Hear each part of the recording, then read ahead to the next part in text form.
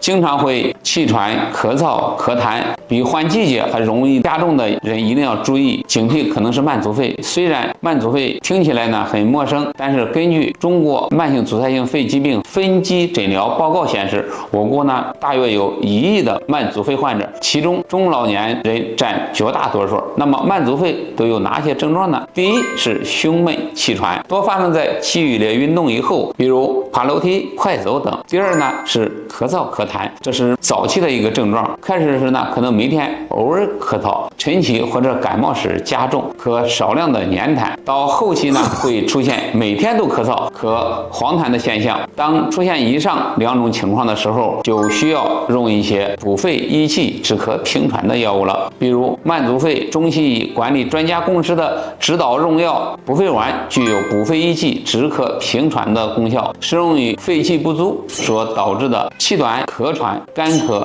痰黏、咽干舌燥等。如果没有规范治疗，继续发展呢，就可能出现第3种情况。第3种情况呢是越来越差，患者的呼吸受限会越来越严重，严重影响日常生活，甚至会呢连日常的穿衣服的动作都会引起严重的气喘。第4，不仅呼吸系统受累，还会危及骨骼、肌肉、心脏等器官，最终导致呼吸衰竭。所以冬季经常咳嗽、咳痰、气喘的人一定要引起注意。